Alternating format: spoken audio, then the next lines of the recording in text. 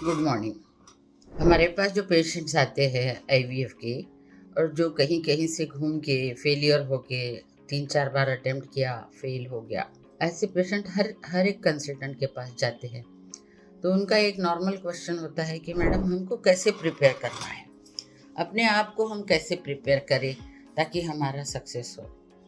तो इसमें ऑलरेडी मैंने बहुत कुछ इसके बारे में बताया है, बट पेशेंट को क्या क्या चीज़ों का ध्यान रखना चाहिए ये मैं आज बताने वाली हूँ। मैं doctor Vijaya Wakodkar from Bhilai, Chhattisgarh. Since last 35 years I am doing infertility and IVF practice.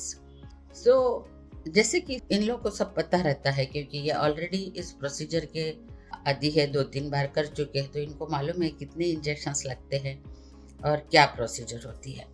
परंतु अपनी तरफ से इन्होंने क्या करना चाहिए? अपनी तरफ से पहली चीज़ तो इनको खान पान का ध्यान बहुत रखना चाहिए। खान पान ऐसा होना चाहिए कि जो बिल्कुल भी इनके शरीर को नुकसान ना पहुँचे। मीन्स प्रोटीन डाइट खाना चाहिए, कार्बोहाइड्रेट एकदम कम करना चाहिए, फैटी चीज़ें भी नहीं खाना चाहिए, fresh fruits, green vegetables, non veg खाते हैं तो नॉन वेज, वेजिटेरियन है तो वेजिटेरियन में भी बहुत सारा प्रोटीन होता है। अपनी बॉडी को टोनिंग करना है। जो बॉडी इतने सालों से कुछ काम ना करके और नेगेटिव नेगेटिव सोच के अपनी body physical and mentally in लोग बहुत डाउन होते हैं, उसको ठीक करना है। उसके लिए क्या?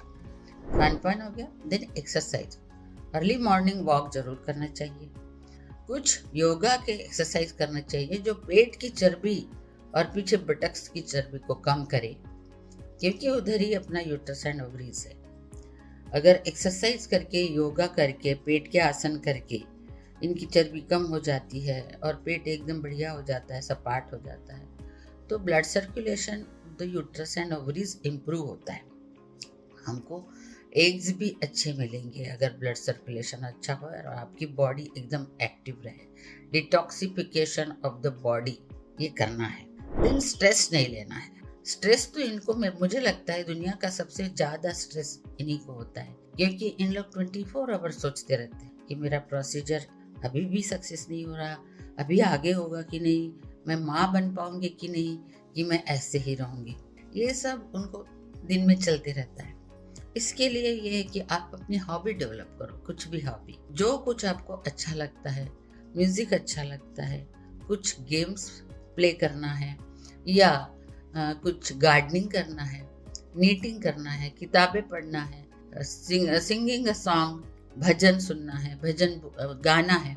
ये सारी चीज़ें करके अपना स्ट्रेस कम करो। जाप करना है, मंत्र जाप करो, प्रेयर्स करो, ईश्वर को प्रार्थना करो कि ultimately he is the only mighty God who gives permission and gives everything. उसके परमिशन के बिना तो कुछ होता ही नहीं।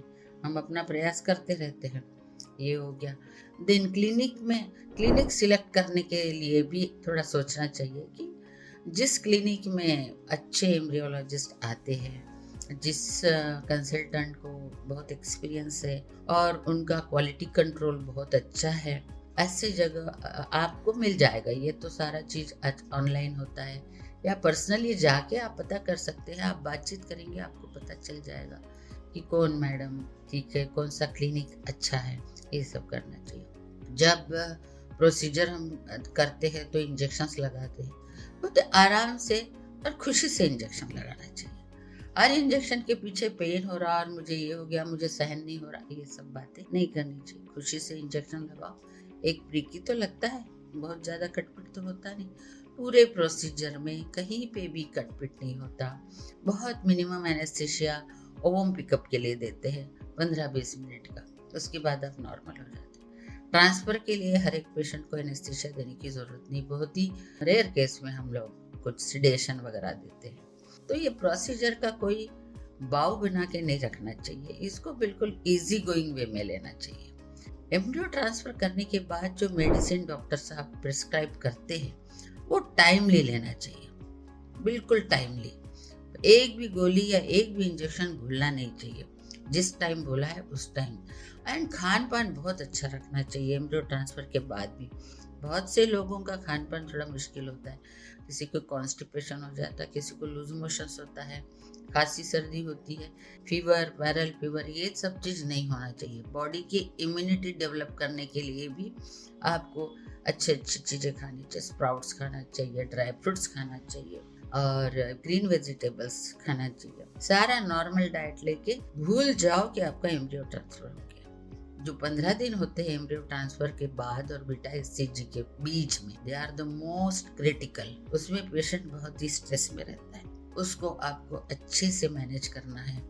क्या करेंगे, आप थोड़े दिन रेस्ट करो, अपने घर वालों को सबको बोलो कि मुझे मैडम रेस्ट बताया है, थोड़े दिन रेस्ट करो।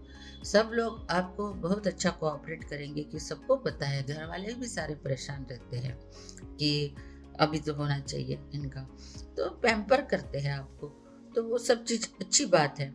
आप रेस्ट करिए, मिनिमम काम करिए, सबसे कोऑपरेटिव रहिए, हंस बोल के सारे ये 15 दिन निकालिए, देखिए बिल्कुल पॉजिटिव आएगा, अच्छे से होगा।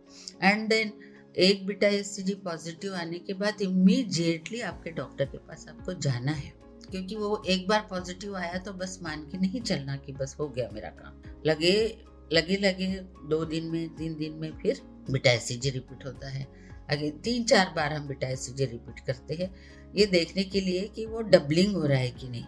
आज अगर जो वैल्यू है 150, तो 2 दिन के बाद वो 300 होना चाहिए, और 2 दिन के बाद 600 होना चाहिए, और 2 दिन के बाद 1200 होना चाहिए। इस तरह जब 6 वीक्स 7 वीक्स बीत जाते हैं तब हम अल्ट्रासाउंड सोनोग्राफी करने बोलते हैं।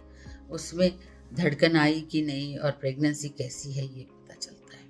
तो आज के लिए मैं सोचती हूँ कि आपको बहुत अच्छे से मैंने समझा दिया है। अगर आपके कुछ डाउट्स हैं तो आप ज़रूर फ़ोन करिए, मैसेज करिए। I will try to explain everything and you will satisfied. Thank you so much.